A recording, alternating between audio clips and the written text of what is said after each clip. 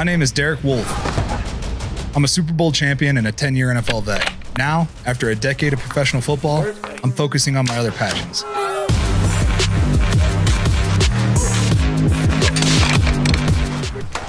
Hey everybody, welcome back to another episode of Wolfe Untamed. Today we got a really special guest, Kash Patel. He was the former Chief of Staff to the Secretary of Defense under the Trump administration, and I can't wait for you to hear what he's got to say. Let's get after it, man. Kash, I'm so excited, man. It's such an honor to have you on because... it's my honor, man. This is exciting for me. However long you want, you go. We cleared the schedule. Oh, hell yeah. Thank you. I appreciate the time, man, because there's so much I want to talk about, and I want to talk about your life because you've had such an impressive... Like, your resume is so impressive to me. It's just, there's the people out there that, I played football, right? So people are like, oh, that's so impressive. But I'm like, I just did one thing, right? There's just that one thing I focused on. And you did it really well, man. Thank you. But that was what I focused on. I was good at it. You were able to, like, deputy assistant to the president. I mean. Yeah, I drank a lot of PBR. I mean, like, the things that are on your resume are incredible. So, like, let's just start from the beginning, where you grew up, and, like, let's just go through your life leading up to this point now, and then we'll start talking about some of the issues that are going on in the world today. We'll try to keep this at 90 minutes, but, if we go over, we go over. It's just, I want to have an open conversation. So I appreciate you doing this. I appreciate you being brave enough to get out there. I know it's not easy, especially in Colorado, and you're taking a lot of shots, and I know the boss is appreciative. It's been tough since 2016 when he first announced that he was running. I was immediately supportive of it, and I was immediately attacked as a racist. And I was walking around with a MAGA hat on in the facility, and they're like, "Hey, you probably shouldn't wear that." And I'm like, "Why?" Why? I love it. Make America great again. Who would have thought saying "make your country great" is racist, controversial, or racist? It's insane. So. But yeah, man, let's start with you. You want to just roll into it? Yeah, let's just roll into it. Where'd you grow up? Yeah, man. Look, it's great to be with you. Appreciate you having me on. This really shows us that President Trump's outreach to, like, not just politicals is working. I mean, look at me. You're talking from a kid who's the son of lawful immigrants who fled a genocidal dictatorship in East Africa. And now he's on a show with a Super Bowl champion. It's freaking awesome. And it's badass. And that can only happen in America. I'm serious. Like, where else does that even remotely like, I told my buddies I was on your show, they're like, there's no way you know that guy. He's way too cool for you. And I was like, no, I swear I'm doing a show. But no, look, I grew up like, any immigrant kid, just public schools, focus on education. And best laid plans, if you want to make God laugh, just tell him your plan. So I wanted to be that guy in suits. I went to law school. I wanted to make $1 zillion. And of course, no one would hire me because my grades sucked. I was like the only dumb Indian you'll ever meet. And and then I went to law school and was okay at trial work. Became a public defender of all things in Miami. So, like, paid for law school, still paying that one off. And I got lucky. I got training in investigations and trying cases and being up in front of audiences and stuff like that. Folded that into becoming a terrorism prosecutor, which was really cool, which brought me into all the DC national security space. And then I went over to become a civilian at JSOC, which is Joint Special Operations Command. So SEAL Team 6 in Delta, basically helping them kill bad guys. Pretty cool job.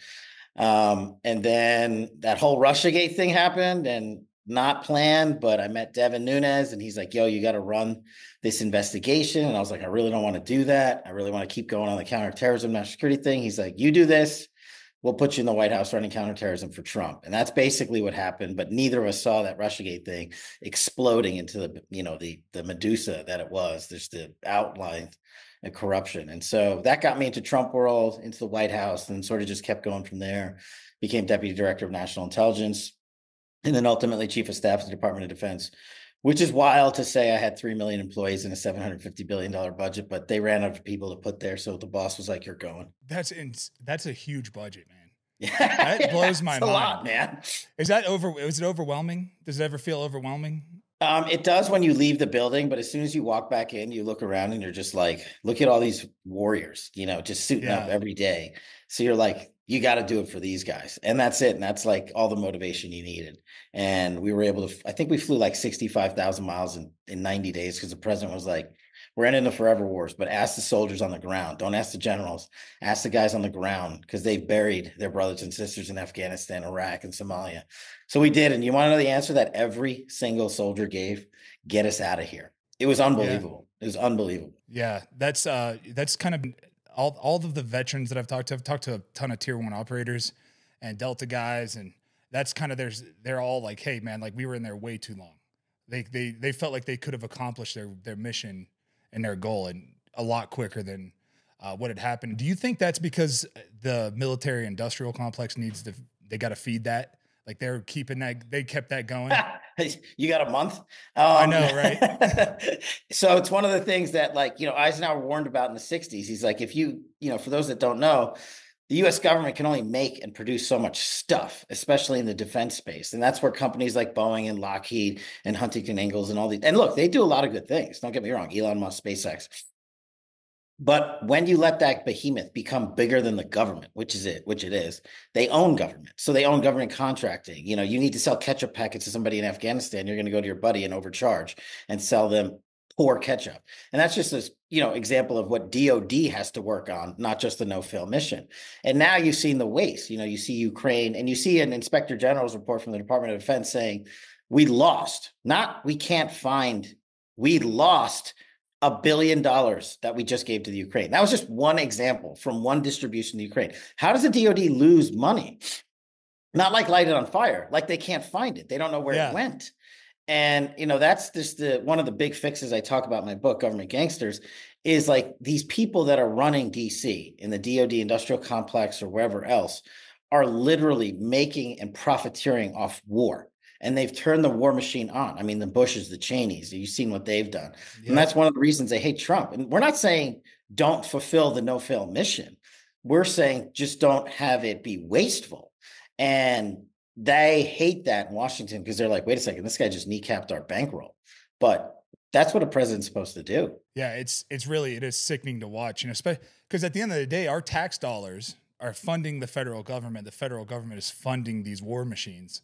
And that's what makes you sick, because then when you see your own country suffer, we're suffering in this country, and then you see them wastefully lose $1 billion or $80 million a week going to the Taliban, things like that. That I thought the Taliban was the enemy. What you've been telling me since I was 11 years old that's the enemy, and now I hear as an adult who's been paying half of his paycheck to the federal government, and you're telling me, oh hey, by the way, we're sending $80 million a week to the Taliban, and two of those people accepting money are Osama bin Laden's kids. It's like, what? Well, what do you mean? It's a messed up world when you go down the rabbit hole, right? The Taliban was and is the controlling faction of the government in Afghanistan. So if you want peace there, you got to deal with them. But at the end of the day, as you said, there are, of course, terrorist members in the Taliban. But we could not ever designate the Taliban a foreign terrorist organization, because if we did that, we couldn't give them any money. So it's like this two-edged sword. You're like, wait a second, who am I giving money to? And then when you look at the whole Afghan disaster, 20 years in, the treacherous withdrawal by Biden and Harris, and we literally flew the former president of Afghanistan out of there. I don't know if you know this, on our helicopters that we gave him, with literal tons of American cash that he left and evacuated his own country and went to the Middle East and is now living like a king somewhere. I mean, that's what we're seeing happen again in the Ukraine. And these are the things that tick people off, because we didn't have more than 4 years of Trump going after it. We had presidents who funded that war to the hilt. And what they cared about was, actually, I don't know what they cared about except expanding the defense industrial complex, because if they cared about peace, they could have ended that war like Trump did. But we wasted so much money, not just there, but if you look at all the other theaters of conflict we were in. Yeah, and it's funny because every time, even on like the Joe Rogan podcast with Trump, he's like, well, how would you have stopped that? And how did you, he showed you, you go in there, you get the job done, and you leave. It's not rocket science. Look, you don't have to be in government to figure this out. You show up and you're like, either you safeguard your citizenry, we're going to blow you to hell, or we're going to suffocate you financially, or we're going to do a combination of the two things. I mean, There's a reason the Afghan leadership, including the Taliban and other individuals who kidnapped American citizens, sat down with Donald Trump's diplomatic vision to secure a peaceful Afghanistan, because behind that was a mechanism in the Department of Defense that they knew, if unleashed, would end their way of life. And you never want to do that.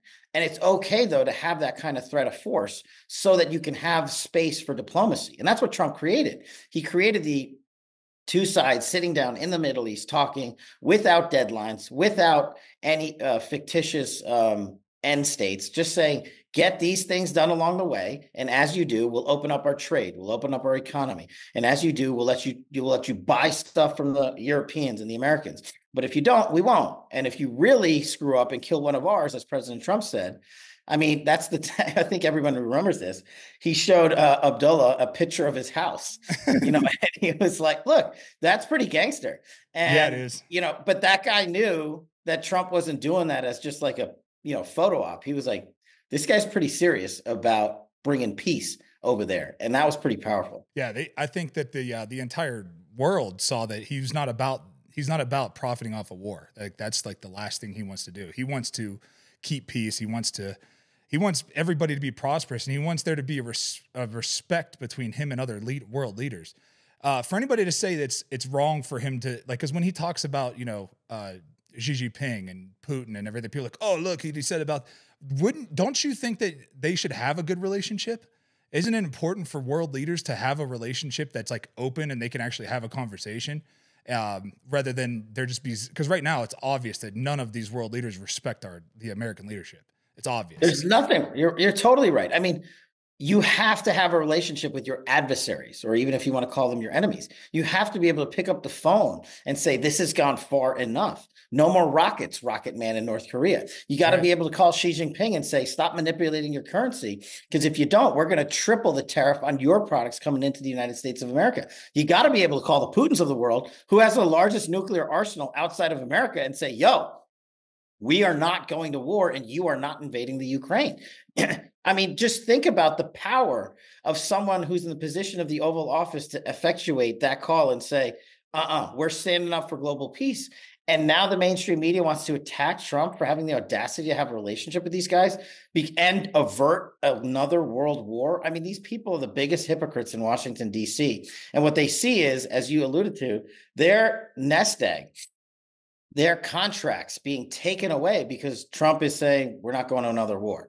Mm-hmm. And when you do that, you turn off the defense industrial complex and you take off a whole lot of people like the Cheneys and the Bushes in Washington, D.C. and their big pariah network that has leached on to the American taxpayer dollar and funded these wars. And it's kind of ironic to me, especially as like a conservative American guy, that Donald Trump, a former Democrat turned Republican, essentially, is the guy that is bringing world peace. And now the Democrats hate him for it. Yeah. I mean, that brings this thing full circle. Yeah. Well, I think it's because we are at war for so long that the Democratic Party, the people in there, they just realized like, oh, I could just make money in the war machine. So they just they just conformed to that. So now instead of being like because they were always supposed to be like the peace and love and the tolerant, side, but now they are fascists. Hey guys, I want to talk to you about one of my favorite sponsors, Juniper Mountain Coffee. Coffee without compromise. You're getting high quality coffee without the high prices. This is an American company that stands behind their values. They stand behind their coffee. These guys make some of the best coffee I've ever had. It's a coffee I drink every morning. Juniper Mountain Coffee works directly with the farmers, paying fair wages, and that way you have no middleman. There's no BS, no garbage. Getting high quality products. So go check them out at junipermountaincoffee.com. All right, Kash. So let's go back to, where'd you go to school? College? I went to University of Richmond, then went back to New York to a really bad law school, graduated the bottom third of my class, and kept on to the dream that I was going to play in the NHL one day, but that failed. So you're a hockey player? I still am. I still play. I've been playing since I was 6. Yeah, I love it. It's the best. It's the only thing that keeps me sane, man. On Sunday nights when I was in the administration, even the boss was like, where the hell's Kash? And I'm like, look, I told you, Sunday nights are for beer, hockey, and God. I get 90 minutes. I'm going to be on the sheet playing in the beer league, having a PBR, and then I'll return your phone call. Obviously, I'm kidding, but it was funny. He was like, he'd be like, okay, I know where he is. He's playing hockey. It was my one out. Yeah, that was your 90 minutes. I get it, dude. It's like your church, right? You know, that's how the weight room always was for me. You know, the gym was always like my sanctuary. It still is. You graduate from Richmond, you go to law school, you get out of law school. What was your first? You did some public defending first, I was a probably. public defender in Miami, which was crazy. Um, and then I ended up liking the court work and the investigations and just the challenge. I mean, you make no money, but it was fun. And then that sort of flipped into a federal level job doing the Yeah, same but how thing. did that happen though? How did you just jump? Like, did you meet the right person? Like, what? How did that happen? Yeah, I mean, I was down there for a while, like doing that job at the county for 4 years, and then with the feds for another almost 4 years.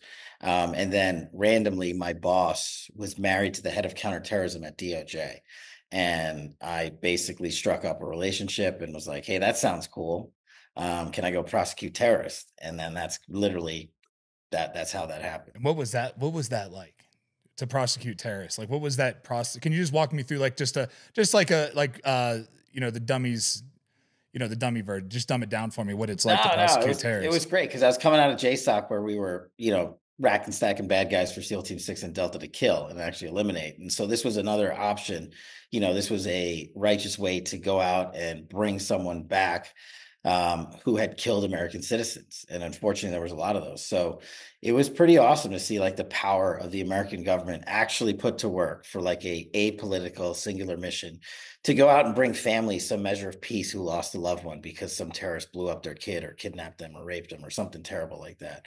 And so when it was an option and when it was feasible, things like going in and getting some of the guys that did Benghazi, not all of them, because that's always unfortunately gets political, but on lesser known operations, we were able to bring folks that were planning to blow up shopping malls in Texas and take out the state capitol in California and just, stop that from happening. So it was pretty great. You just saw the intel community, law enforcement community come together and just say, this is all we care about. And it was pretty cool. Yeah, that's pretty incredible. What would you say what was the worst case that you tried? You know, like what was like the worst? What, can you like just pinpoint like the worst one that was like the most, like as far as like he was like this guy is pure evil. Oh man, all of them. Yeah, I mean, they're all evil, yeah, right? it's hard because the worst ones end up not being. I mean, it's hard to say what's worse because you don't want to try to compare them because I'm everyone just lost talking about someone one at that some. stuck with you, the one that stuck with you that like that sticks with you that you're like, man, I'm glad we got that guy. It was actually one that we prevented. That's the one that sticks with me. This guy was tied to one of the top Syrian bomb makers in the world, and he was training him in America. And we found out he was training him to blow up the shopping mall in Houston and to literally blow up the state capitol in Sacramento. And we were able to rope in a source and feed in there and basically not only shut it down, but roll them up and put them away. And so I think that one sticks with me because it was a preventative righteous measure. And that's what you got into it for, right? Yeah. That's what you want to do. You want to stop that from happening. Man, good on you, man. Good on you for stopping that. Cause it starts at the top, right? And it's like leadership at any level, any business, any team, right? Because at the end of the day, you guys are a team trying to stop these guys from committing evil. So it starts at the top, man. So like for you to be able to lead a team, it takes a lot of guts. You know what I mean? Because you have to it takes a lot of guts and a lot of risk and a lot of people aren't willing to do that. They're just not. They're not willing to take that risk and put themselves in that situation. So good on you. What do you think? What do you think in life prepared you to handle that? Like did you ever, do you think that your life just like kind of led to that? Like the things you went through as a, you grew up in New York, right? Which is not an easy environment to grow up in, right? It's not easy, So you're growing up in New York, you're playing hockey. Hockey's a tough sport. And I'm sure being an Indian kid in hockey, which is like dominated by white dudes, you know what I mean? So I'm sure that so your fear level was probably zero. Yeah, I mean, I don't. I guess it's a combination of those things. When I look back at it in retrospect, yeah, growing up in New York as an Indian American, at that during those times, it's a little different. Took a little heat. Kind of by the time I got to high school, I'd already heard every insult you could probably throw my way, so it was not like anything new was coming my way. Hockey was just a blessing. It probably prepared me in more ways than I could have ever thought, but it also prepared me for it to have like a brotherhood Hmm. and know that like there's good people you could rely on out there. And as you said, that the work we do as a team, there's no one man doing that lift that we were doing. And I think one of my FBI agents told me, when we were doing some of these cases, he's like, dude, if you're not pissing off half the bureau, you're not doing your job right. Yeah. And what he meant by that was there's so many people in government that just want their next title and like paycheck and leap. And I just didn't care about any of it. And then I just got into government and stayed for 16 years, and Trump got in, and it was a blessing for me because it was the greatest work I've ever done, and it's brought me to this point in life where maybe we can do it again. So I just got there by, as I say, putting the mission first. And yeah, I pissed off a lot of people along the way. That's why there's like hate pieces on me every other week in like the Times, the Atlantic, the Post, whatever. Yeah. They're making up stories, but you know what? Bring it on. I don't care. Yeah. If you don't have a hater, if I got 9 haters today, I want 10 tomorrow. Like Yeah, that's how, exactly. that's how I look at it. Because if you're not pissing people off, and then you're probably just conforming to the bullshit that you're just a part of Exactly. you're I just mean, a you're gonna have sheep. like a million new haters tomorrow for having me on, but that's okay. Oh, great. Perfect. Wait, I got to intervene 1 second. Well, you brought up hunting before the Chinese got in our microphones, and 2 weeks ago I just slugged a 5x7, 810-pounder elk. So we got to get on a hunt Oh, together. you shot your first elk? Yeah, my Was that first your elk. first one? Where at? What state did you do it in? I was way out in the Glass Mountains in West Texas. Dude, good for you, man. Let's do it. Let's go on a hunt together. I would love to do that, man. I just leased a place. So maybe next September, if you get like you just get it like a 4-day period where I have a lease just on the Western slope. We'll go out there, dude, and I have there's a cabin on it and everything. We'll go out there and I'm in. I'm it's coming. over, This it's an, show o- was it, worth it now, just in and of itself. it's an Sorry, I over pulled the you off counter. track. Well, no, it's fine. Cause it's an over the counter tag. We'll get you a tag and we'll go out there and we'll, have a little hunt camp. Hell yeah. That'll be a really good time. Hell, I'm so glad that you're getting into it. Have you eaten any of it yet? It's on process. I've been eating it my whole life, and I've never shot big game. I've just shot other game, and then when I was in Florida for a while, it was hogs and all that stuff. Yeah. But I was like, gotta go on an elk hunt, gotta go on an elk hunt. And I was supposed to go last year, but I tore my bicep playing hockey, so that got pushed off, and I finally did it. Oh man, it's elk hunting. Wait till you do it in September, because I'm gonna get a bow in your hand and you're gonna start bow. Oh, all right, let's do it. Because if you like hockey, you like adrenaline. Yeah. So there's nothing like a 900-pound bull elk screaming 40 yards from you, just losing his mind. It rattles you. The adrenaline rush is incredible. And these animals I have so much respect for these animals because they're just incredible, man. They're so smart, and they get dumb in the rut because they only get to mate once a year. So Yeah, that's when we took them down, was in the rut. We had to bugle them out. We spent a few days doing it. It was a great time. I'm sure your audience is loving you and I talking about elk, but it's all good. no, they love it. That's the audience I have. They're gonna respect you even more because you're an elk hunter. Like that's it's just elk hunting is phenomenal. It's the best meat you can get. Like I love elk. So yeah, we'll make that happen off camera. We'll make that happen. We'll get some bulls down, and there's some big deer and bear. We'll get a bear tag for you too, because you probably never killed a bear yet, right? No, haven't done Yeah. bear, but I'll do it. Oh yeah, we're gonna get a bow in your hands. I'll talk to Hoyt and PSC and those guys, and we'll get a bow in your hands.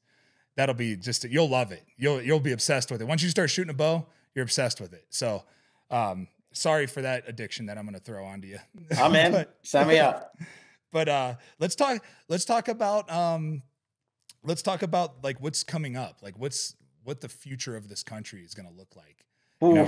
Man, like what is like I'm going to stick to what you know best, which is security, right? So let's talk about, what do you think the number one security threat is right now? China. It's always going to be China, the CCP specifically, not mainland China, not the Chinese people, the CCP. And yeah, we have to deal with the whole nother animal called the deep state and the leadership structure in the swamp in Washington, D.C. And we can talk about that later if you want. But when it comes to straight up national security threats, overall, it's China and Russia, probably number two. And if you want to talk kinetic operations, it's Iran, in terms of terrorist capabilities. And so it's a whole, I hate using this term because it's just used by so many goobers in DC, but it's accurate. It's a whole of government approach. If you want to take on your adversaries, you have to prioritize them as adversaries. You have to label terrorists as terrorists, like Trump did with Hamas. And Biden and Harris, what did they do? They flipped that label and removed it and then gave them $7 billion to Iran, and then they launch a world war. I mean, that's a really quick version of how we are where we are today in Israel with Iran's invasion of that war, where Americans are held hostage. Because they went into the military and DOD and said, you know, we care more about DEI and white rage and climate change than we do about prioritizing no-fail mission and giving our men and women what they need. But there's a lot more behind it than just saying no, America first. You have to take your intelligence community and say, we only have X amount of people on the China threat, on the CCP threat, on the terrorism threat, on the narco traffickers. But those are all priority ones. Under Trump, they were. So our focus was boom, right on them. So you can't do anything unless you know what they're doing. And the only way you can figure that out is to have intelligence collections that are bringing that in. But if you tell your government, hey, I care more about the level of the ocean and, you know, what temperature it is in wherever country you're looking at, then those people that are trained to look at the adversary are now looking at this made up adversary. And what happens is you miss a world war. You miss the fact that Putin was staging to rage a war into the Ukraine. I mean, how do you miss that? It doesn't like just happen overnight.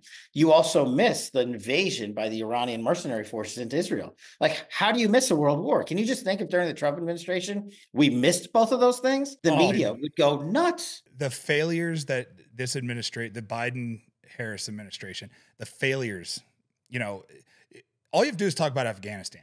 Like, Afghanistan was such a massive failure and an embarrassment to our country that's all you have to see. No one's been fired. No one. People have been, honestly, I wouldn't be surprised. I don't know this for a fact. I don't want to get the fact checkers getting involved, but I don't know this for a fact, but I do know that I haven't heard of anyone being fired, but I bet that there are people that after that happened, they got rewarded somehow. No, dude. So you figured it all out. You need to go into government service. It took me forever to figure this out. And it's a theme, one of the themes of my book, Government Gangsters. If you want a promotion in government, screw up. If you want a really big promotion, screw up monumentally, and you'll get it, because government service is the ultimate. We're not going to have you held accountable unless you're a scapegoat for somebody else. But if you did screw up, we're going to make sure you're a crony to the deep state and the Washington, D.C. swamp, and we're going to promote you. I mean, there's just example after example of this, right? Failing upwards. We got to Russiagate, a whole nother story. These guys who were running the FBI at the time were in the DC swamp forever, Comey, McCabe, and whatever, and came out of nowhere and rose to the top. And they are the ones that destroyed the FBI because they were promoted without merit, but by buying into the deep state in the swamp. And that's the same thing at DOD or anything else. And yeah, that's just one of my, oh man, that's why people in Washington, all they care about. And that's why you're hearing these generals come out now, right? And all these folks saying, oh, Trump's Hitler, Trump's a racist. And I'm like, what are you guys talking about? I was in the Oval when you guys were begging for the job that you were auditioning for and saying how awesome Donald Trump was. And then when he came into power and he checked your authority at the Department of Defense, which, by the way, is run by a civilian vested in the commander-in-chief, not you four-star goobers, they hated him. Because he was like, wait a second, what are you doing? And they were like, we're following the Constitution, which says he's a chain of command, you're not, and we're going to do what the commander-in-chief says under his lawful direction. I mean, they hated him for it. So what do they do now? The same thing DC trains him to do. Make him a political piñata, call him a racist, say he's disgraceful to Mexican-American families. I'll give you the Vanessa Guillen story because this thing pisses me off.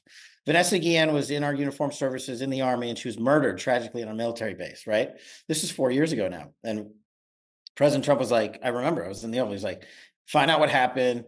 We got to get this family full military honors. We got to take care of them financially. This is just a tragic thing for our men and women in uniformed services. I'm sure the family's reeling from it. And he said, make sure the investigation's done correctly. We did it. We gave her full military honors because it was justified and the right thing to do. And President Trump came back and said, look, if the military doesn't pay for her funeral, I will.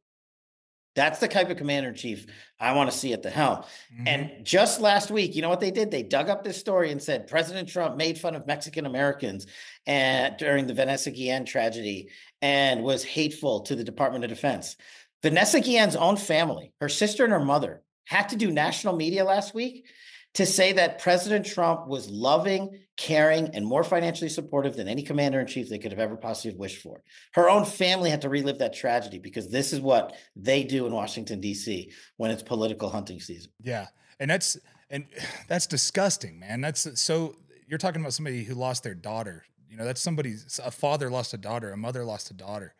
I don't know if she had kids or not, but like, you know, that the loss there is so great and so unnecessary.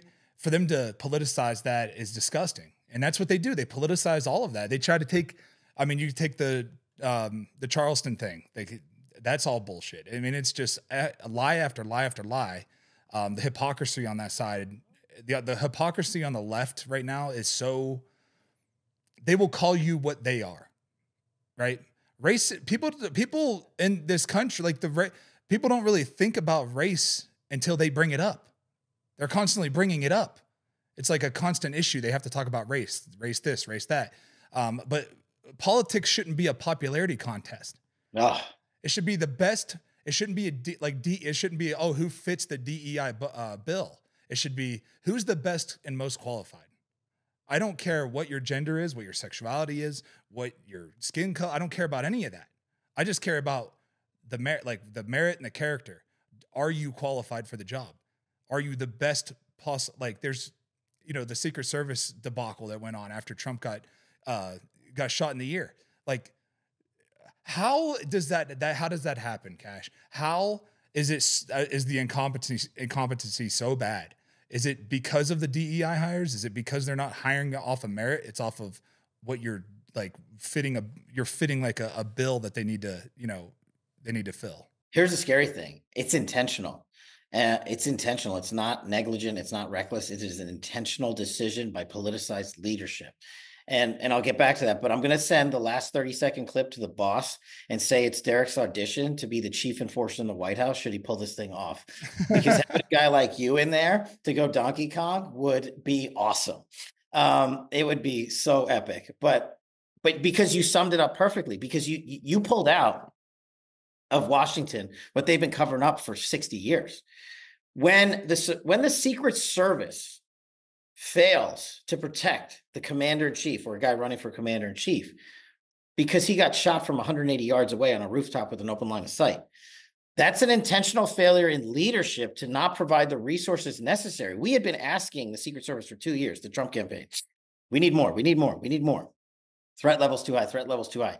They gave him barely any of it, and they rejected the multiple requests. And what did the Secret Service directors do when they were called to the mats in Congress? They both lied. They said that never happened. Then we showed the American public the request, and they were like, oh, and one of them got fired. And her minion became the next man up, who was just like her, now lying to the American public all over again.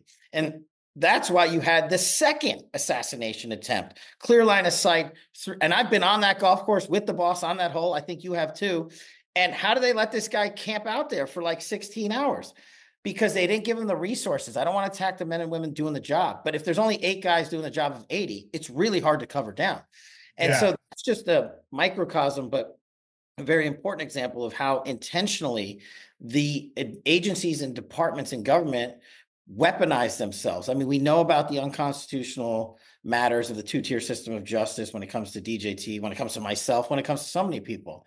Because the leadership there, the Garlands, the race, and it's not just a Democratic thing. This is the thing I have to press upon people. It is a uniparty Republican Democratic thing. I'm talking about the Espers, the Barrs, the Haspels. I'm also talking about the Garlands, the Rays, the Blinkens. All of these people grew up in the swamp together. And all of these people care about their next rotation through the swamp. And that's why when they say, oh, well, you had, when they talk about Barr and Esper and these guys, they had the temerity to turn on Donald Trump. Temerity to turn on Donald Trump. Donald Trump was your commander in chief, and he asked you to implement his constitutionally duly elected agenda, and you got in the way because you thought you knew better than the president. You're the one that broke the chain of command and got called out for it, and now they hate him because they got kicked out of the inner circle. And now they want back in, right? So they're all coming in and saying, oh, Kamala Harris for president.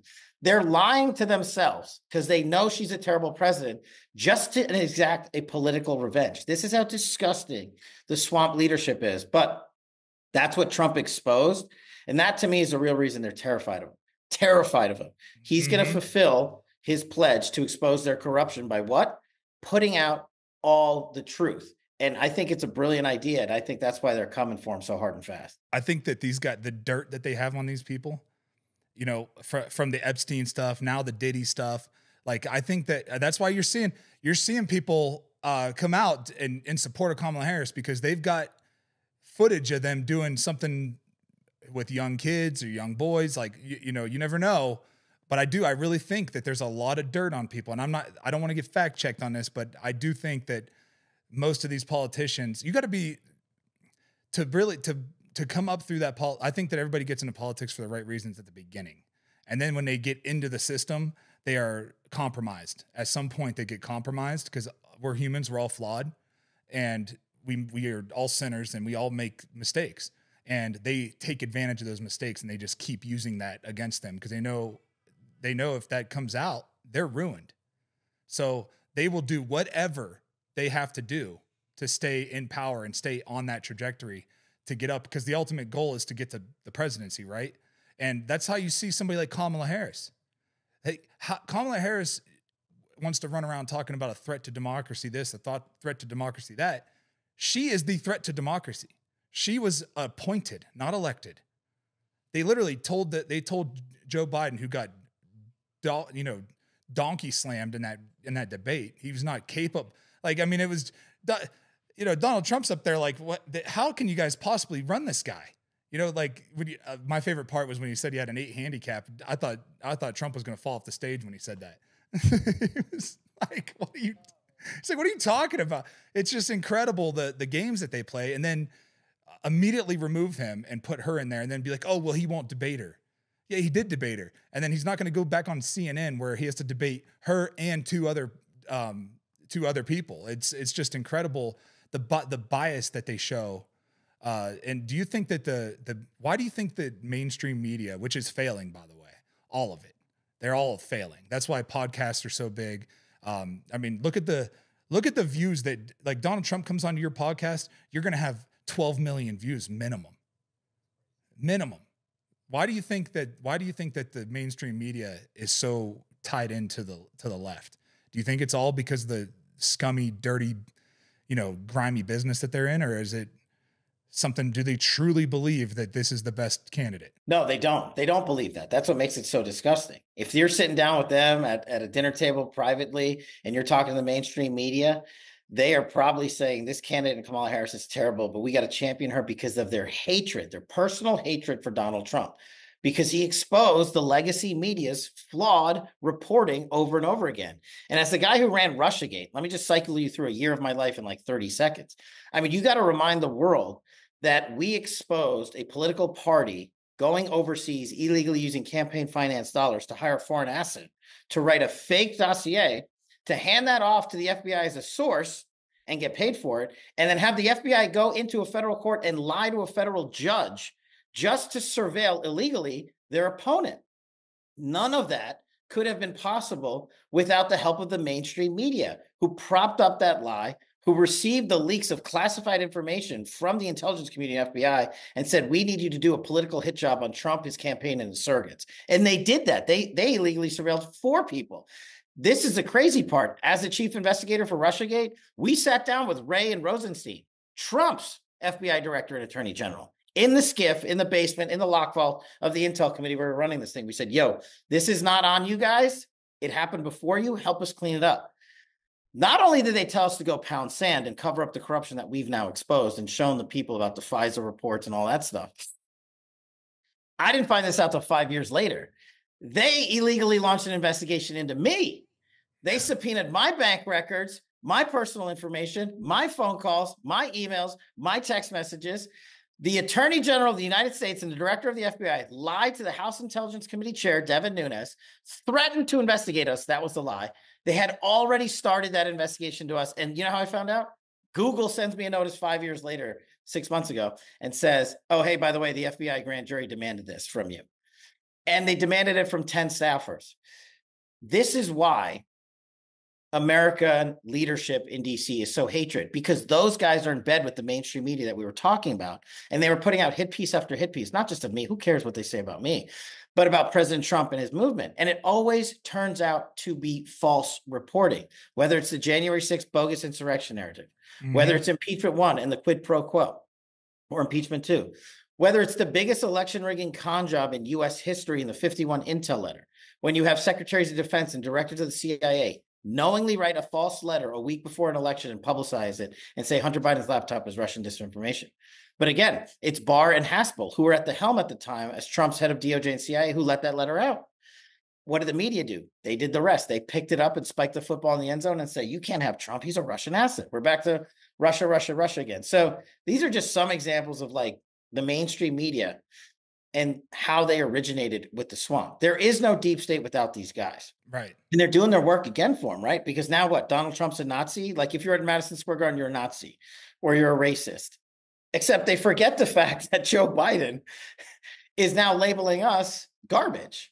And, you know, I told the boss this, you know, I said, you know, the parents of Laken Riley and Alexis Nungary, who are tragically murdered and raped by illegal immigrants, have now come on to support or speak about President Trump. And I said, Joe Biden, they're not garbage, and neither are their daughters. But the mainstream media won't write about that because of their hatred for Donald Trump. They are literally okay, to a certain sense, with the reckless murders and rapes of innocent Americans to achieve a political agenda. And Joe Biden's comment about us being garbage, well, I think we take that and we slam it every chance we get. Yeah, it's the same way, you know, Hillary Clinton, you know, she called us all deplorables. So it's the same. They truly feel that way about us. Like they think that we are subhuman. Like they treat us like we are subhuman. You see it, like, look what's happening in the Carolinas right now. Appalachia is just wrecked. And, you know, people are dying from hypothermia. You know, the death toll is just rising and rising and rising, but the mainstream media is not talking about it. Nobody's talking about it. We're not sending funds there. Nobody's like it. Regular people are showing up. Former military guy, you know, Tim Kennedy's over there doing a lot of work. You know, it's groups like that are going over there, and they're the ones making a difference, not FEMA, because guess where all their money went? To illegal immigrants. In Colorado right now, you know, that was a big part of my speech that I gave at the rally, was that, you know, when I first came here to Denver, when I got drafted here in 2012, it was a beautiful place. Beautiful. It was so safe. You could leave your cars on. Like, I never locked my truck when I went downtown. It was no big deal. Like, I never worried about, I didn't really even carry a gun around because I didn't feel like I needed to. You know, now I don't leave the house without a gun and a knife on me, because every time I get on the road, there's cars without license plates on them. I mean, 5, 6 of them every time I get on the road. All right, guys, I want to talk to you about a product that I've been using for a long time, over a decade. When I was playing football, one of my main staples in my diet was bison. I got my bison from Great Range Premium Bison. They make some of the finest cuts of bison you can get. These guys have ribeyes, ground bison, all the steaks that you want. My favorite part about Great Range is that you don't have to worry about antibiotics or growth hormones in their meats. Great Range Premium Bison is a family-owned company providing bison meat from family-owned ranches around the country. So please go check out greatrangebison.com. The left will literally feed you a shit sandwich and expect you to say it tastes good. And pay for it. That's their motto. It's like, hey, you will own nothing and you will pay us, and then you'll say, thank you. Can I pay again? That's their motto. And it's sad to see what's happening to the state. And a lot of people are leaving, right? So the good people that, you know, are leaving, because the property taxes are going up. Property value is just like, you can't buy anything here. The cost of living is ridiculous, and it's dangerous. You're taking, you know, take Springfield, Ohio. You know, I'm from Ohio. I know where Springfield is. That's a tiny little town of 50,000, 60,000 people. And then you take 32,000 non-English speaking immigrants and just toss them in there with no plan.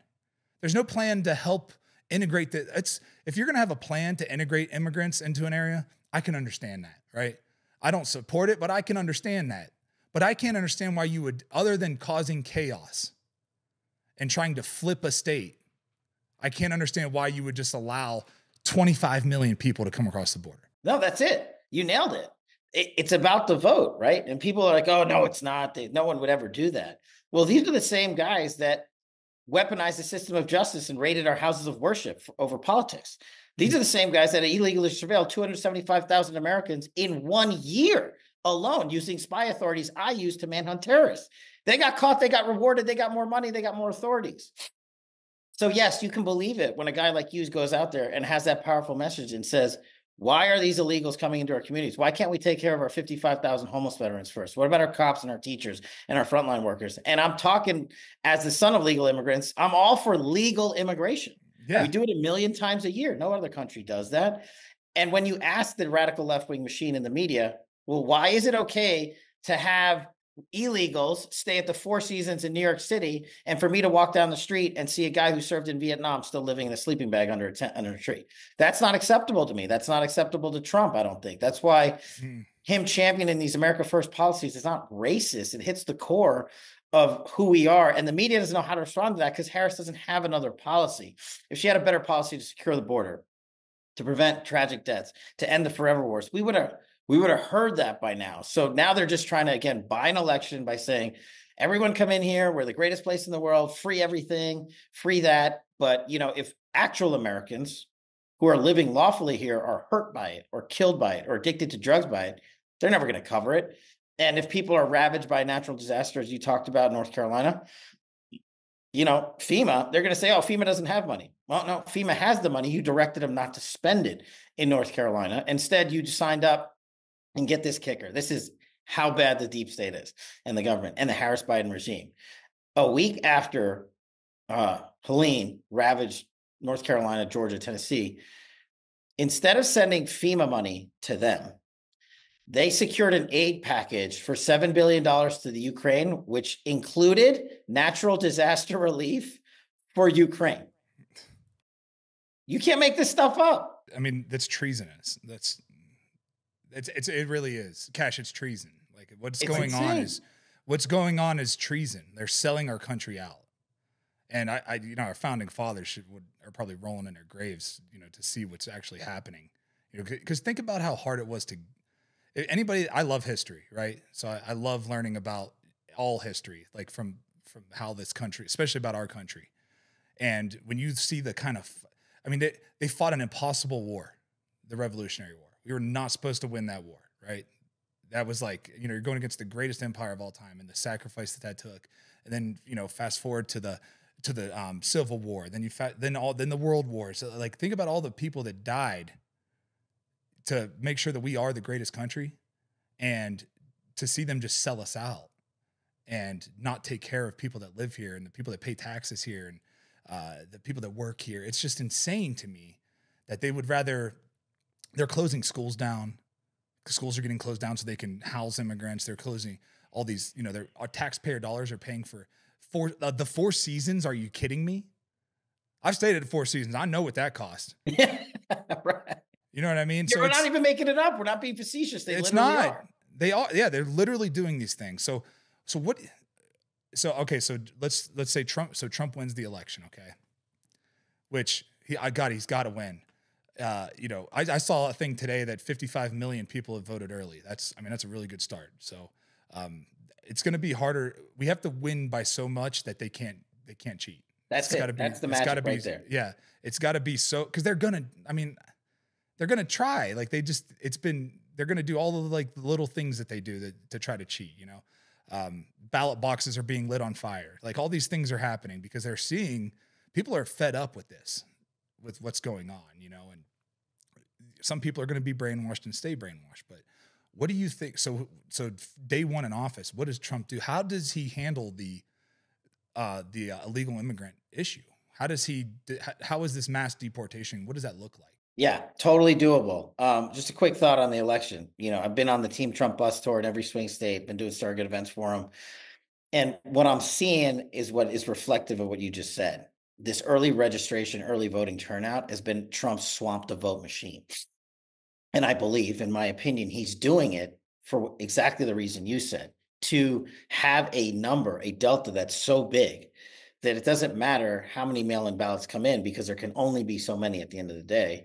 If that number is so big, he's going to win and hopefully win big. And I think the way he's doing it is by calling out, it's not just the people that normally vote. He's calling out the people that normally should vote and don't. And I'm talking about gun owners and evangelicals and Bitcoin guys and crypto guys and gamers. He has crafted policies for each one of those communities and has, in a brilliant way, spoken to them, but also called them out slightly for saying, get this fact. Last election cycle, 150,000 registered gun owners in the state of Georgia did not vote in 2020. Did not vote. Donald Trump lost Georgia by 13,000. 10 million hunters, 10 million voting age hunters didn't vote.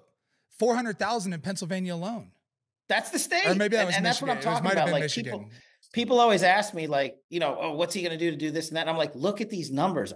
We have more numbers.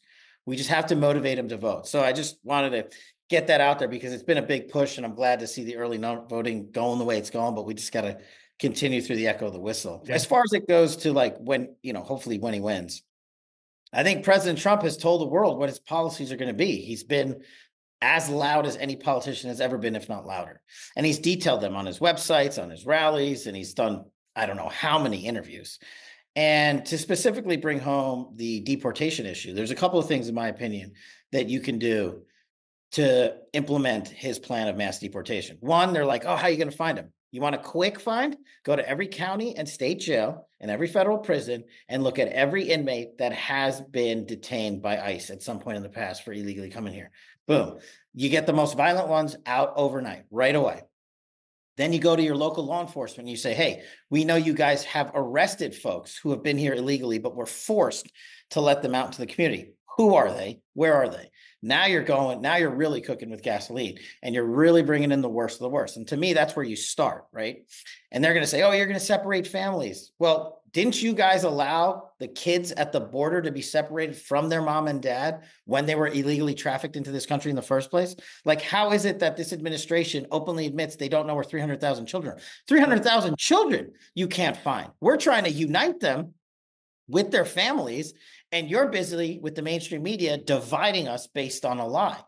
And when it comes to the logistical operation, having run the Department of Defense, which is like, I think 10 times the size of Amazon, we have the largest logistical transportation network in the world.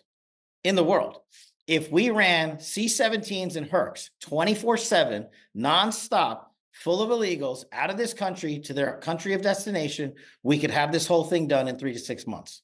It is totally doable, and it is totally economically feasible, and it is the right thing to do, in my opinion.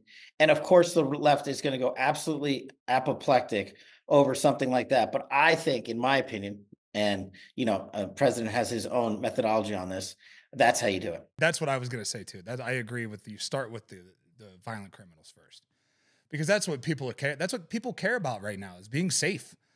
They want to feel safe, because the culture in America is so different from the culture in Venezuela, right? You're talking about totally different cultures, and their level, I've heard about the TDA, right? The Tren de Aragua. Apparently they make MS-13 look like Boy Scouts. Yeah. Like, never have I heard of any criminal organization, any gang organization getting a green light on cops. Like, they gave a green light to this gang to shoot Colorado cops, Texas cops. It's insane. It's insane. It really is. It's insanity. And it's the cover up that's going on. Do you really think that it's just a flip of the votes? Like, it's just for votes? Is it just to let them vote, or is it to cause chaos so they can because if they keep us fighting, they can control us. And that's what they want, is control. So do you think it's votes, or do you think it's control, or do you think it's both? When it comes to like Tren de Aragua, I think it's a collateral consequence. Those criminals are not stupid. They got together, just like Iran and Afghanistan over the years, and said, hey, we got free reign in the south border of the United States of America. Let's seed in our illegals. Let's also seed in our people. And that's why Christopher Wray and Mayorkas admitted to Congress 2 months ago that they have 50 known terrorist affiliates that are in our country and that they lost. Now, I believe that number to be much higher. But these guys saying it under oath. But that's because our enemies aren't stupid. Harris and Biden treat them as dumb. But the terrorists and the narco traffickers are getting together and saying, hang on, we got something here. So same is the Tren de Araguas, right? of course, say, I don't think Harris and Biden want street gangs in the United States of America. I believe that they actually are supportive of something against that. But what they don't care about is stopping it, right? Having an open border, they know allows Trinidad and Tobago to organize like MS-13 did before Trump wiped them out, and come into your town, into your state in Colorado, and take over the machine and take over the towns and criminalize basically every aspect of your life. But they don't care about stopping it or doing anything. They could go in there tomorrow, roll them all up and say, see you later, you're going back to Venezuela. And here's the ironic thing of everything. They accused Trump of being like, oh, he's going to be the guy that's going to unleash SEAL Team 6 into U.S. or mobilize military. Do you know what Biden and Harris did 2 weeks ago with an executive order? They allowed for the United States military to use lethal force in America against American citizens. They did that. Trump didn't do that. They just authored that pen out of DOD land. And so you got to ask yourself the question, why are they doing that? What are they fixing for if November 5th doesn't go their way? The Biden-Harris people, right? So I think that they are looking at, again, as you said, they're always guilty of the things they project upon us. Donald Trump was never guilty of an insurrection on January 6th. I was there in the Oval Office when he authorized 10,000+ National Guardsmen and women days before, and Pelosi and Bowser shut it down. It cost me like $500,000 in attorney's fees and like 6 subpoenas to deal with it, but we got the truth out. And now 4 years later, Kamala Harris gives a speech on the same ground, on the same evening of the election, and they're getting ready to do what we don't know, which is scary. But now they're saying we might not accept the election results after saying Donald Trump was un-American to say we can question the election results when Hillary Clinton and everyone before her. She's still doing it. She's still questioning the 2016 result. Still, every time she talks about it. Like the greatest victory of all time. Listen to her pout. Oh yeah, just knowing that he owns a spot he owns real estate in her mind. Like he's in her head so deep that she can't get over it. It's so good. She is power hungry. Hey everybody, this episode is brought to you by Black Buffalo. Black Buffalo's nicotine pouches do not contain tobacco leaf or stem. What they do contain is a ton of flavor, and they're packed with pharmaceutical grade nicotine. The magic of Black Buffalo is they discovered a way to make cured edible green leaves behave like the texture of tobacco. And they add food grade ingredients for industry classic flavors. You're in good company if you roam with the Black Buffalo herd. The business was built by dippers with decades of smokeless tobacco use. They manufacture their tobacco alternatives with respect for those products that came before them. Bold flavors, full pouches, metal lids, and a brand that stands for something, American. Their products are also proudly endorsed by brand ambassadors such as MMA Hall of Famer, Cowboy Cerrone, NASCAR champion, Brian Blaney, rising country star Larry Fleet, and Rob O'Neill, former U.S. Navy SEAL Team 6. So if you're 21 and older and you consume nicotine or tobacco and you want to join the Black Buffalo herd, head over to blackbuffalo.com to learn more. You can order nicotine pouches online, and they ship directly to most states. Or you can check out their store locator to purchase pouches at thousands of retail locations around the country. Black Buffalo, an American brand, pouches worth respect. We have to destroy the FBI. It should be ripped apart. So I got a couple of things there, having worked with those guys, and a lot of my buddies are still in. The everyday cops, they're great. Great. They're chasing down criminals, making sure our kids are safe, taking drugs out of our street. It's the leadership that has corrupted this organization. And you can totally fix it. It's completely fixable when you install a right leadership cadre. I've always said this. I don't know if you've seen Hoover Building in downtown Washington, D.C. It's the size of like a New York City square block. It's insane. That's the FBI headquarters. Shut that place down, open it up the next day as a museum of the deep state, and allow every American to walk through the halls for free. Move the 40 people that you actually need to run the FBI into some basement bunker in Washington that costs no money to operate in terms of rent. Then deploy the 7,000 agents and lawyers that are in that building to go be cops across America. Instead of coming to Washington, D.C. to get their next paycheck, their next pay raise, their next promotion, their next title, they've built that institutionally into place. It's not just the FBI, but we're using that as an example. And you can do that in every other agency and department. So I think the FBI is totally fixable, and it's going it's going to be tough because people are going to complain. But then you remind the people that the FBI are the ones that were illegally surveilling Americans, that were weaponizing government, that lied to federal judges, that wanted to exact political revenge. That literally, what did we just learn? That Comey, and you're talking to the guy that ran Russiagate, literally, that Comey actually, before the Russiagate operation was launched, Crossfire Hurricane by James Comey, he was sending female undercover agents into Donald Trump world to honeypot Donald Trump staffers. That was the reporting that was out of whistleblowers just yesterday on Capitol Hill. It's not me saying it. 2 FBI whistleblowers came forward to the Intel or Judiciary Committee and gave them the reports of that and the names of the people that were doing it. That's how bad the FBI is. We're talking 2014, 2015. So it needs a monster fix. I walk through it all in Government Gangsters because it's worth addressing, if President Trump wins, how to fix that organization. It's totally, totally doable. I'm never going to be the one that says defund the FBI or get rid of it, but it needs a complete rehabilitation. Yeah, and that's what I mean by, rip it apart. You need to fire people, need to be fired. Like people, like the top brass need to be just gone. Yeah, sorry. You said FBI. I went on a rant. I know you asked me. No. I love what you said. What you said was, that was super informative. And I think people need to hear that because people don't understand what's actually going on. I think how like the average American is like, oh, the government wouldn't do that. Right. Right. They wouldn't do that. No way they would do that. Yes, they would. They did. Yeah, they are spying on American citizens. They just have made it like. Do you think that they're planning for a civil war? Do you think that's what they're planning for, to make it so that I have a hard time believing that any American soldier would fire on another American citizen? I don't think that'll ever happen. I think what they would want, they being the mainstream media and the radical left-wing agenda, is what they wanted from the last January 6th. They wanted the political capital of downtown DC looking like downtown Kandahar. That's why Nancy Pelosi asked us at the Department of Defense to roll in M1 Abrams tanks. And we were like, what? We obviously did not do that. But she wanted belt-fed machine guns on top of Humvees standing outside the U.S. Capitol. We were like, absolutely not.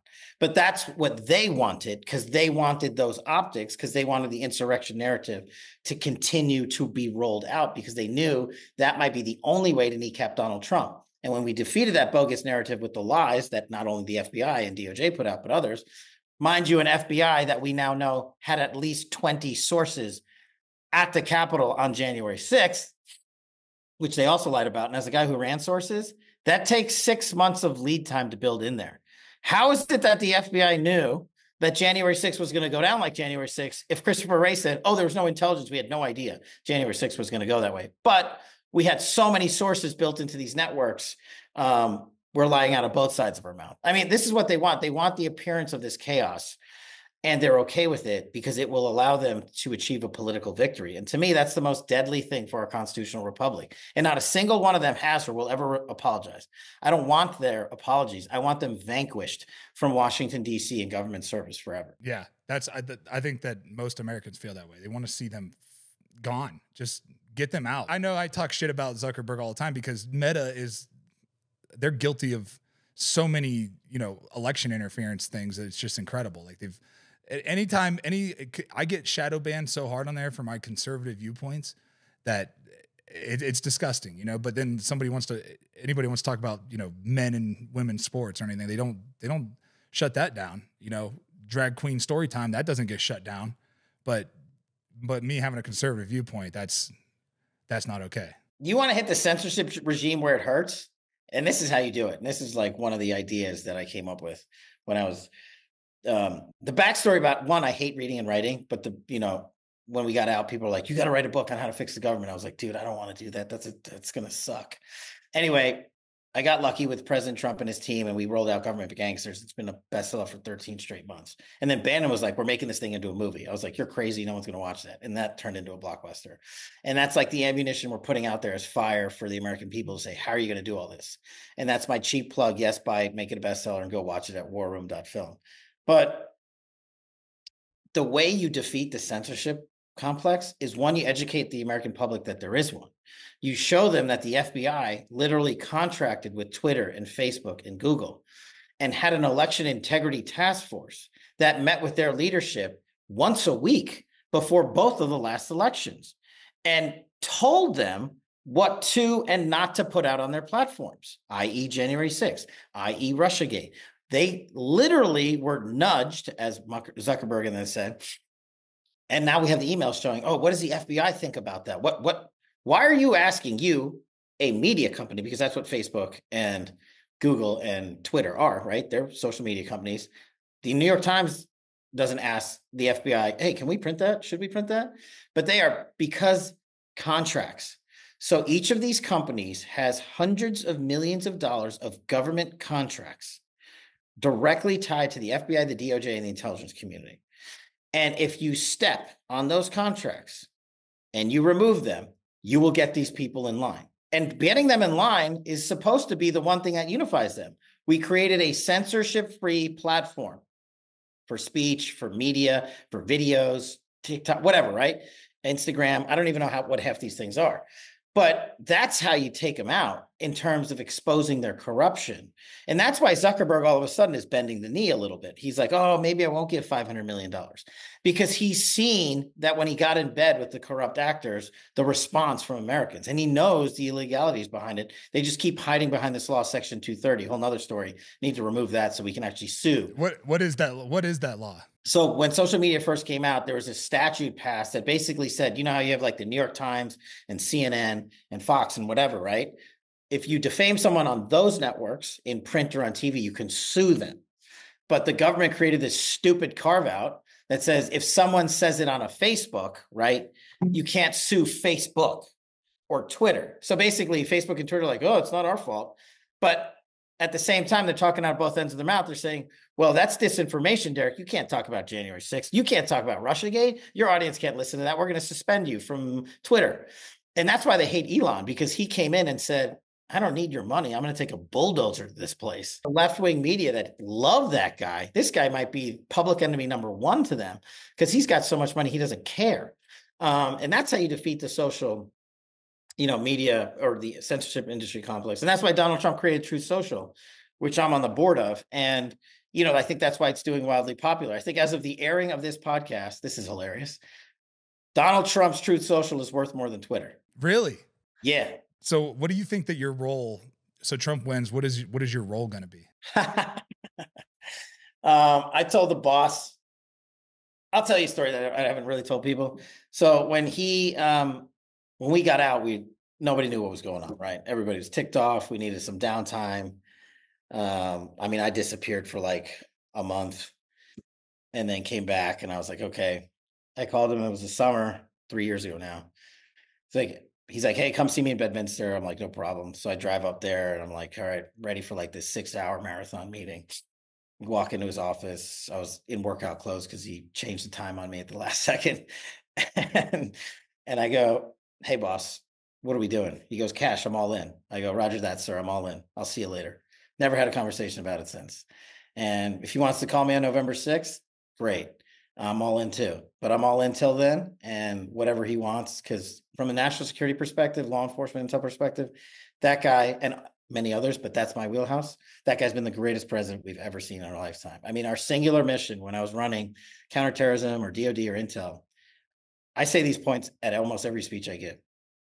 He's like, Cash, go kill Al-Qaeda senior leadership. Go wipe out the emirs of ISIS. Go crush the narco traffickers, end child sex trafficking, seal the border, go overseas and end the forever wars, bring home American hostages, and make sure we have space for diplomacy to bring world peace. I said, Roger that, boss. Who doesn't want to sign up for that mission set? And to me, that's apolitical. But the mainstream media, Washington, D.C. has politicized that. So I think those superpowers of President Trump await us if we can put him back in the seat. Which I think I just don't see a path to victory for her. I think that every time she speaks, it's like she hurts herself. It's like she loses. She lost a debate without anybody debating her. Yeah, look, I'll always admit this up front. I'm not the political campaign pollster genius, but I think I've been in North Carolina 6 times in the last month, and we've been on the ground and we've been seeing the benefits of President Trump's work there. And it's not a surprise to me that she's pulling it out, because she did the one thing as a VP auditioning for the top spot you can't do. A hurricane wrecked that state, displaced voters, removed families from their homes, separated children from schooling. And on the morning of the hurricane's departure, Trump was there giving food aid and water. She was literally drinking mojitos at a Hollywood cocktail party. And I took it upon myself to make it a mission to let North Carolina know, ask yourself, who do you want as commander-in-chief? Forget the FEMA stuff, forget the money stuff. Who do you want running the show? And I think messages like that, not me alone, have resonated. And I think that's why she's saying, even the Democratic machine that has the Soros hundreds of billions or whatever the money number is, even they need to target their ad buys and their resources. So hopefully she keeps pulling out of other swing states. I think it's going to be a monumental beatdown that happens. Man, I hope so. There was a lot of people in 2020 that were like, you know what? It's blue no matter what, so I'm just not going to vote. But I like, especially in Colorado, but like, I think Colorado has a really good chance to flip. I really do. I really believe that. Like my wife will disagree. She's like, there's no way. But I really do think that like people are fed up. There's a lot of people. I said that 10 million hunters didn't vote. That's just hunters. That's crazy. The way that Trump is handling all of this, you know, his engine is incredible to me. Like his ability to just go. Like he did his rally here. Next thing you know, he's in Nevada right away. Like it's unbelievable. It's unbelievable. His engine is unbelievable. You know, he does, I've done Rogan's podcast and I know how long that is. And Joe was like, dude, he didn't even take a drink of water. He didn't even take a bathroom break. Like that's what he does. He's like on to the next thing and he's healthy and sharp. And, you know, I'm really excited to see what he can do. And I'm really excited to see what role he puts you in. Cause if you could choose, what would it be? Here's the reality. He and I are both pretty superstitious, so I don't even want to contemplate that. I just want to wake up in America where he's the boss and I'll be happy no matter what happens. Yeah. But I will say this on personnel, you know, I was in there with him the whole ride. I was telling him who the bad guys were. I was telling him who not to hire, in my opinion. And a lot of that turned out to be right because I knew how the deep state worked, but you can't blame him. He didn't. He was never in DC. He believed career diplomats, career government workers to be like, do their job and not become political. But that was a steep learning curve, right? And we got there. And now the bench, here's the great news. The bench exists. It's totally there, 100%, all the way up and down the ladder. Hiring the right people. Yeah. Hiring the right people for the job. And that's what it comes down to. It's not a secret recipe. It ain't hard. It ain't rocket science. Every business is built on great hires, right? You know, you hire a shitty CEO, then your business is going to go to shit. That's just the way it goes. So what you're saying, it sounds to me like Secretary of Defense would be phenomenal. I think I'm just going to I want to just the Washington DC establishment would melt. I want to manifest that for you. Talk about gangsters, talk about your foundation, talk about what you're doing now. This one makes me look cool, like a Super Bowl champion, like you. So it's like badass. It's a photo coming off of Marine One. They were like, that's going on the cover. I forget where we were coming from, but it actually makes me look cool. So we made that the photo of government gangsters. And look, it's how to fix every agency department. It stitches together the deep state, Russiagate, impeachment 1-2, Russia 51 intel letter, but more importantly, provides solutions. And Donald Trump called it the roadmap for 2024 and the blueprint to wiping out the deep state should he win. So it's been a bestseller because of him for 13 straight months. And here's the kicker. I had to sue Joe Biden and the United States government for 10 months to get my manuscript out and released. That's how much they didn't want you to read it. And then Bannon, before he goes into prison, was like, we're making that into a movie. It's going to be the election cycle blockbuster. So he made it into Government Gangsters, which is at warroom.film. You could stream it anywhere. We're going to hook you guys up with the books and the movies. But you can take that and literally play it in any theater in America. So go fill up theaters, go to warroom.film. It's like $9. And 63 minutes, you'll know exactly what the mission is and what to do. And lastly, I really appreciate coming on to your expanded universe. I mean, your shows, like you said, it's so much more powerful to do this than to do a 5-minute hit with some reckless media company at prime time. But my thing when I got out was like, we got to do something to give back. And we created the Kash Foundation. So you go to thekashfoundation.com. And I don't want donations. I got that covered. I want you to go out there and buy some merch and wear our colors And most importantly, know that that money goes back into the kitty. And we're building homes for veterans. We're putting kids in college. We're taking care of whistleblowers and their families that were suspended by the FBI and DOJ for putting forth credible information of corruption. We're taking care of active duty soldiers and cops and frontline workers. We're taking care of legal bills for people in Jan 6 world and elsewhere. We're doing whatever we can. So if you know someone that needs a check, that needs a hand, you can simply go to thecashfoundation.com and put in a grant request form. It'll take you 2 minutes and we'll cut the check and we'll put it in your name. I don't care about the publicity, and we don't advertise where the money goes. If you want to talk about it, that's fine. And also our holiday grants coming up. We'll give away another, I think, $75,000 in holiday meals for families during the holiday season. Yeah, what we'll do is we'll put a link to for your foundation and for the movie, and then for your book. Do you have an audio version of that? Yeah, it's on Amazon. You could just. Did you use your voice? Did you do it? If it was my voice, no one would ever listen to it. So we got some cool, like quasi, not literally British guy, but quasi British guy. He's got a cool voice.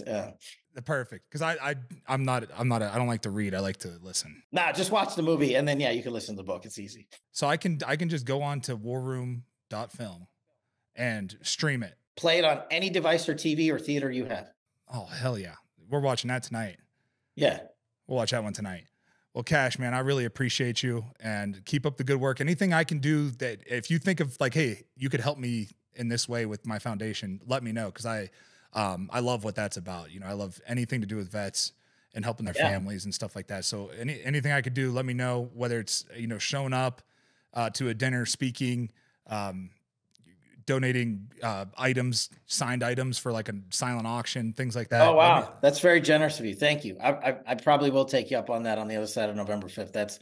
That would be awesome. Yeah. We could even do a dinner. You know, when I do dinners here, I can usually, I don't know, what do you think? I could pull probably 200, 250 people to a dinner. Yeah. If we combine forces, that would be pretty fun. Yeah. I would enjoy that, and, after I gave a lot of people keep trying to get me to run for governor here, but my wife is not down with that. She's like, I was just going to say, I was like, dude, you know what? You should maybe run for office, but we'll talk about that later. The timing is terrible, because she was like, no, we just got done with football. Like, we're not doing give me a break. So, yeah, she wants a break.